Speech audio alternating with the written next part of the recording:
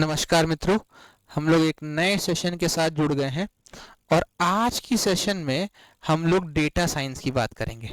तो data science का हमारा ये पहला लेक्चर होगा। आइए हम लोग बिना टाइम वेस्ट किए इसको शुरुआत करते हैं। डेटा साइंस का मतलब क्या होता है? डेटा साइंस से हम समझते क्या है? तो डेटा साइंस जो होता है ये एक टास्क है for scrutinising and processing raw data. यानी डेटा को हम स्क्रूटनाइज करते हैं और प्रोसेस करते हैं। क्यों करते हैं? ताकि एक मीनिंगफुल कंक्लूजन पे हम यहाँ पर आ सकें। अब डेटा प्रोसेस करने के लिए हमारे पास बहुत सारे टूल्स हैं। कौन कौन से टूल्स हैं? पहला टूल जो है वो है वेका, दूसरा है RapidMiner, R tool, Excel, Python, Tableau, KNIME, Power BI, DataRobot और बहुत सारे। तो बेसिकली हम और आप जो हैं दो के साथ फेमिलियर हैं। पहला है एक्सेल और दूसरा है पाइथन जो आप यूज करते रहे हैं, लेकिन इस एग्जामिनेशन पॉइंट ऑफ व्यू से हमें पाइथन यहाँ पढ़ना पड़ेगा। तो आगे चलकर हम डेटा साइंस के साथ साइबर क्राइम पढ़ेंगे और साइबर क्राइम के पहले हम एक छोटा सा टॉपिक पढ़ेंगे, पाइथन। ठीक है, आइए आगे चलते हैं। अभी जो डेटा होता है, डेटा का क्लासिफिकेशन कर सकते हैं। ठीक है, तो डेटा का क्लासिफिकेशन हम लोग जो करते हैं वो चार तरीके से होता है। पहला जो है वो है नॉमिनल डेटा, दूसरा है ऑर्डिनल डेटा, तीसरा इंटरवल डेटा, चौथा है रेशियो डेटा। अब ये होते क्या है? नॉमिनल डेटा क्या होता है हम लोग पहले इसके बारे में समझते हैं। नॉमिनल डेटा जो होता है ये सेट ऑफ आइटम्स रखता है अपने साथ और हम इनको डिस्टिंग्विश कर सकते हैं उनके नाम के आधार पे। ठीक है, तो नॉमिनल डेटा का मतलब होता है it contains a set of items that can be distinguished by the name of category. Category wise होता है, यानी मान लीजिए पहला कैटेगरी हो गया फ्रूट्स का, दूसरा कैटेगरी हो गया एनिमल्स का, तीसरा कैटेगरी हो गया स्टेशनरी का। तो ये क्या हो गए? कैटेगरीज हो गए। अब इसमें डेटा रख दीजिए एप्पल, डॉग, पेन। तो ये क्लासिफिकेशन जो है ये नॉमिनल क्लासिफिकेशन है। नेक्स्ट, ये जो क्लासिफिकेशन है दूसरा, उसको हम लोग ऑर्डिनल क्लासिफिकेशन कहते हैं। ऑर्डिनल क्लासिफिकेशन में क्या होता है? तो ऑर्डिनल क्लासिफिकेशन में डेटा जो ऑर्डर किया जाता है वो किसी रैंक के आधार पर हो सकता है। ठीक है, तो जब रैंक के आधार पर डेटा का क्लासिफिकेशन हो तो हम उसे ऑर्डिनल डेटा के नाम से जानते हैं। नेक्स्ट बात करें तो हमारे पास इंटरवल डेटा होता है। इंटरवल डेटा का इस्तेमाल क्यों करते हैं? तो इस डेटा का इस्तेमाल करते हैं कुछ मेजर करने के लिए। वो कुछ भी हो सकता है, डिस्टेंस हो सकता है, टेम्परेचर हो सकता है, एसेट्रा एसेट्रा एसेट्रा। यानी ऐसा डेटा जिसका इस्तेमाल मेजर करने के लिए किया जाए, हम उसे मेजरेबल फॉर्म में रख सकें, उसे हम इंटरवल डेटा कहते हैं। एग्जाम से पहले आपको कुछ बेसिक चीज़ों को भी सीखना पड़ेगा।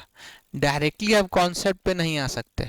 और ये भी ध्यान रखिएगा, अगर आप ये सोच रहे हैं कि सिर्फ एमसीक्यू से एग्ज़ाम निकलेगा, तो हम बता दें सिर्फ और सिर्फ एमसीक्यू से एग्ज़ाम निकलने वाला नहीं है। इस प्लेटफॉर्म पे जब आप हमसे मिले हैं तो हम यहाँ पे डिटेल में लेक्चर्स पढ़ेंगे, डिटेल्ड में लेक्चर्स पढ़ेंगे, डिटेल्ड एनालिसिस और डिटेल वीडियोज़ होंगे। आप उस पूरे कंटेंट को पढ़िए, नोट्स बनाइए, रिवाइज करिए और आप इस चैनल को लाइक, शेयर और सब्सक्राइब करिए ताकि हर ज़रूरतमंद तक पहुंच सके और हम भी बेहतर कर सके। क्योंकि हमारा मकसद भी यही है कि हम एक ऐसे प्लेटफॉर्म का बनाएं जहां से लोगों को कंप्यूटर के क्षेत्र में या कंप्यूटर से जुड़े लोगों को अधिक से अधिक जानकारी मिल सके। आइए, रेशियो डेटा क्या होता है? तो रेशियो डेटा का मतलब होता है जिसका एक मीनिंगफुल जीरो हो and can be divided meaningfully such as Kelvin, temperature, scale etcetera. अब इसका मतलब क्या होता है? रेशियो डेटा का मतलब होता है कि मान लीजिए अब एक डेटा है, मान लीजिए डेटा क्या हो सकता है, मान लीजिए हम मान लेते हैं कि 100 रुपी है हमारे पास। तो इस 100 रुपी को हम डिवाइड कर सके मान लीजिए दो लोगों में, तो अगर इक्वली डिवाइड करेंगे तो 50:50 का रेशियो बनेगा। तो रेशियो डेटा का मतलब यही होता है कि यानी आपके पास जो इन्फॉर्मेशन है उसको आप मीनिंगफुली कैटेगराइज कर सकें, मीनिंगफुली डिवाइड कर सकते हैं लोगों के बीच में। नेक्स्ट हमारे पास जो है डेटा कलेक्शन के सोर्स की बात होती है। तो डेटा कलेक्शन जो होता है वो दो तरीके से होता है। पहला होता है प्राइमरी और दूसरा होता है सेकेंडरी। प्राइमरी डेटा क्या होता है? जो प्राइमरी डेटा जो होता है यही ओरिजिनल डेटा सोर्स होता है और ये फर्स्ट हैंडेड डेटा होता है जो कलेक्ट किया जाता है रिसर्चर के द्वारा किसी प्रोजेक्ट के लिए या किसी पर्पस के लिए। इसमें कलेक्ट करने का तरीका क्या होता है?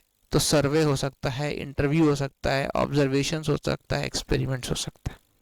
दूसरा कलेक्शन जो हमारे पास होता है वो होता है सेकेंडरी डेटा। सेकेंडरी डेटा जो होता है वो कैसे कलेक्ट होता है? तो सेकेंडरी डेटा जो होता है इसको प्राइमरी सोर्सेज पे जो कलेक्ट किए हुए डेटा हैं वहीं से उठा कर लाया जाता है, और कलेक्ट करने के बाद इसको हम लोग दूसरे रिसर्चर्स को रिसर्च करने के लिए देते हैं।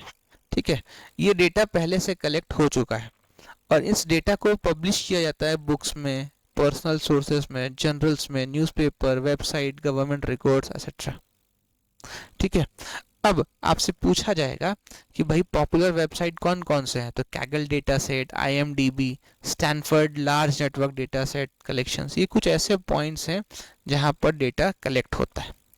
एक कॉन्सेप्ट और आता है यहाँ पे वेब स्क्रैपिंग का। तो वेब स्क्रैपिंग जो होता है उसको भी सेकेंडरी डेटा के अंदर रखते हैं। वेब स्क्रैपिंग का मतलब क्या होता है? तो वेब स्क्रैपिंग का मतलब होता है collecting relevant information from various websites, यानी बहुत सारे वेबसाइट्स से रेलिवेंट इंफॉर्मेशन को इकट्ठा किया जाए तो उसको हम लोग वेब स्क्रैपिंग करते हैं। चैट जीपीटी क्या करता है आपके लिए? अगर आप चैट जीपीटी देखे होंगे तो वो एक तरीके से वेब स्क्रैपिंग ही करता है। यानी वेब स्क्रैपिंग कैसे करता है? तो अगर आप कुछ क्वेश्चन पूछ दीजिएगा उससे तो वो अलग अलग वेबसाइट से आपको लाकर दिखाता है, और जहां से उसका डेटा कलेक्ट होता है वहां पे उसका वो लिंक भी देता है। तो वेब स्क्रैपिंग का मतलब यही हो गया, collecting data from various websites is known as web scraping. और वेब स्क्रैपिंग जो है ये भी एक सेकेंडरी डेटा का पार्ट है। आगे चलते हैं। अगर आपसे ये पूछा जाए कि डेटा एनालिटिकल साइकिल क्या होता है और ज़रूरत क्यों पड़ती है, तो डेटा लाए हैं तो एनालिसिस करेंगे ही। तो डेटा का एनालिसिस करना जो होता है उसको हम लोग डेटा एनालिटिक बोलते हैं। ठीक है, और डेटा एनालिटिक जो होता है वो एक प्रोसेस के थ्रू गुजरता है, वो 6 स्टेप प्रोसेस होता है, इसलिए उसको हम लोग डेटा एनालिटिक लाइफस्टाइल कहते हैं। तो यहाँ पे एक एरर हो गया है, data science is a subset of data science लिखा है, तो यहाँ पे होना चाहिए data analytic science. Data analytic science is a subset of data science, यानी डेटा साइंस का एक पार्ट है क्या डेटा एनालिटिक साइंस या data analytic life cycle science. ठीक है, इसमें 6 फेजेस होते हैं। कौन कौन से होते हैं? तो पहला फेज हो गया डेटा डिस्कवरी, दूसरा स्टेज हो गया डेटा प्रिपरेशन, तीसरा हो गया प्लानिंग ऑफ डेटा मॉडल्स, चौथा हो गया बिल्डिंग ऑफ डेटा मॉडल्स, पांचवा कम्युनिकेशन ऑफ रिजल्ट्स, और छठा हो गया ऑपरेशनलाइजेशन। यानी जैसे अगर आप AI पढ़े होंगे तो AI में भी प्रोजेक्ट साइकिल होता है 6 स्टेप का। उसी तरीके से अगर हम डेटा एनालिटिक लाइफ साइकिल की बात करें तो यहाँ भी 6 स्टेप्स होते हैं। उन 6 स्टेप्स को हमें फॉलो करना पड़ता है, तभी जाकर डेटा का एनालिसिस हो सकता है। ठीक है, अगर आपसे पूछा जाएगा कि डेटा डिस्कवरी से आप क्या समझते हैं, ठीक है, तो डेटा डिस्कवरी में क्या होता है कि डेटा को डिस्कवर किया जाता है। कहाँ से? तो the stakeholders regularly perform the following task, यानी जो डेटा से संबंधित लोग हैं वो क्या करते हैं? तो बिजनेस ट्रेंड को पहचानते हैं, केस स्टडीज को पढ़ते हैं, सिमिलर डेटा एनालिसिस को करते हैं, and study the domain of business industry, जिस इंडस्ट्री के लिए डेटा इकट्ठा किया गया उसके बारे में पढ़ते हैं। The team assess in house infrastructure, technology requirement and total time involved. जो टीम होती है यानी जो लोग एनालिसिस करते हैं वो उस बात का भी एनालिसिस करते हैं कि किस किस इंफ्रास्ट्रक्चर की ज़रूरत पड़ेगी, टेक्नोलॉजी क्या क्या चाहिए और इसमें कितना टाइम लग रहा है। जब इवैल्यूएशन असेसमेंट हो जाते हैं, स्टेक होल्डर्स जो होते हैं वो हाइपोथेसिस बनाते हैं कि भैया इस डेटा पे वैल्यू क्या हो सकता है, ट्रू या फॉल्स। और वो हाइपोथेसिस इसलिए बनाया जाता है ताकि जो मार्केट के प्रॉब्लम्स हैं या मार्केट के चैलेंजेस हैं उनको सॉल्व किया जा सके। डेटा प्रिपरेशन क्या होता है और कैसे किया जाता है? तो data is prepared by transforming it from a legacy system into a data analytics, यानी लीगसी सिस्टम से डेटा एनालिटिक फॉर्म में इसको कन्वर्ट किया जाता है। कैसे होता है?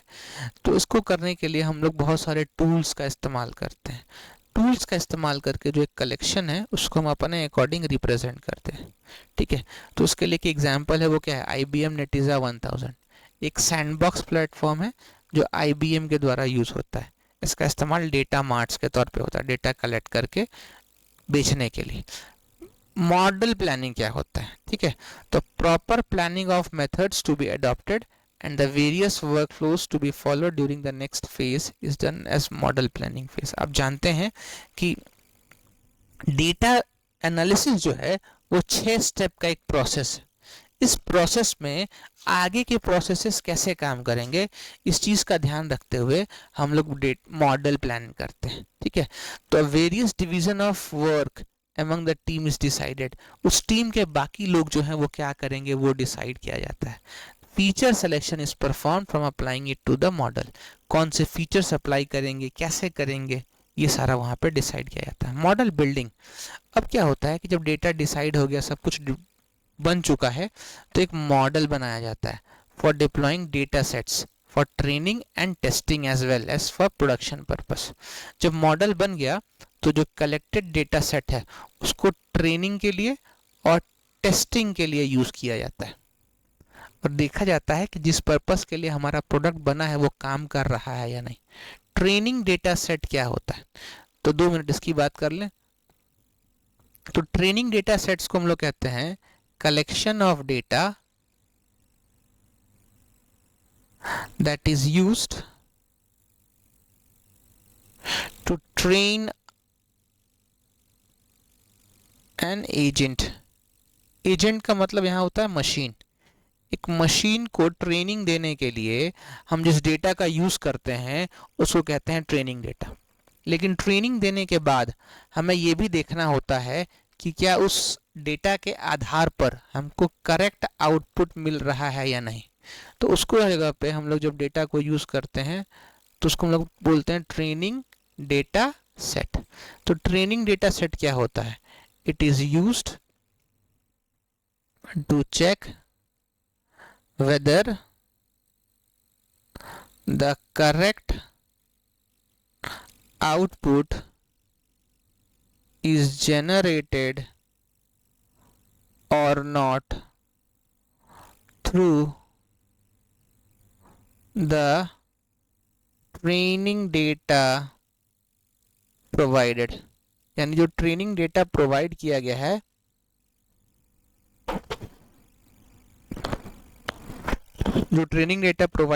है वो करेक्ट आउटपुट दे पा रहा है या नहीं, वो यहाँ पे टेस्टिंग डेटा के थ्रू देखा जाता है। आई होप आप लोग मेरी बातों को समझ पा रहे हैं। यदि समझ पा रहे हैं तो लाइक, शेयर और सब्सक्राइब ज़रूर करिए। हमारा मकसद है एक ऐसे इंफ्रास्ट्रक्चर को बनाना जहाँ पर हम कंप्यूटर की पढ़ाई को सुगम, सुलभ और सुनिश्चित कर सके हर किसी के लिए, ताकि हर कोई बैठा यहाँ पर कंप्यूटर से जुड़े कोर्सेज को पढ़ सके और उसका सही इस्तेमाल करके अपने जीवन को आगे बढ़ा सके।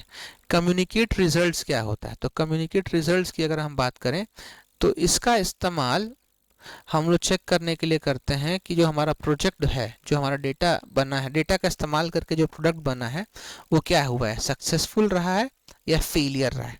ठीक है, द इन्फरेंस हम इसमें कहता है the inference are drawn on key insights, the entire work is summarised and the elaborate narrative on the key finding is prepared. अब क्या होता है, तो भैया जो भी डेटा हम लोग डाले हैं, ट्रेनिंग हुई मशीन की, तो उससे हमें आउटपुट जो निकला उसमें हम लोग क्या हुए, पास हुए या फेल हुए, ये डिसाइड होता है और उस अकॉर्डिंग हम लोग आगे की प्लानिंग करते हैं। ठीक है, की फाइंडिंग्स का एनालिसिस करते हैं। अगर फेल हो गए तो क्यों हुए, अगर और बेहतर का उसमें गुंजाइश था तो क्या कर सकते थे। ऑपरेशनलाइजेशन, माफी चाहते हैं, ऑपरेशनलाइजेशन एक टर्म है। ये क्या है? अब मान लीजिए डेटा जो आपने यूज़ किया था ट्रेनिंग के लिए या टेस्टिंग के लिए, उसके बाद हम लोग रियल टाइम में उस मशीन को चेक करते हैं, रियल टाइम एनवायरनमेंट में देखते हैं। ठीक है, मान लीजिए हम रोबोट बनाए तो ठीक है, वो घर में सही काम कर रहा था, लैब में सही काम कर रहा था, हम उसको मार्केट में छोड़ देंगे, दुकान में छोड़ देंगे, मॉल में छोड़ देंगे और देखेंगे कि जिस चीज़ के लिए वो बना था वो सही काम कर पा रहा है कि नहीं। उसको हम लोग बोलते हैं ऑपरेशनलाइजेशन। तो क्या कहता है, final report is made by the team along with briefings, source code and related documents। यानी एक रिपोर्ट बनाया जाता है टीम के द्वारा, उसमें क्या होता है, ब्रीफिंग भी होता है, सोर्स कोड होता है और सारे संबंधित कागजात होते हैं। इसमें क्या होता है, it involves running the pilot projects. जो प्रोजेक्ट बना है इनिशियल दौर पे या जो प्रोटोटाइप है उसको रन कराया जाता है एंड टेस्ट करते हैं कि भैया जो जानकारी है वो सही है या नहीं। ठीक है, तो आज की क्लास में हम लोग यहीं तक रखते हैं। अगली क्लास में जब हम लोग मिलेंगे तो आगे बढ़ेंगे। तब तक के लिए आप हमें कमेंट करके बताइए कि ये आपको कैसा लगा। आपके कमेंट्स जो हैं वो हमें प्रमोट करते हैं, हमें मदद करते हैं आगे बढ़ने। तो कृपया like, share, subscribe, comments, donations जैसा चाहें वैसे आप हमारी मदद करें ताकि हम अपने आप को बेहतर कर सकें और आपके लिए और भी बेहतर लेक्चर्स ला सकें। Till then, thank you.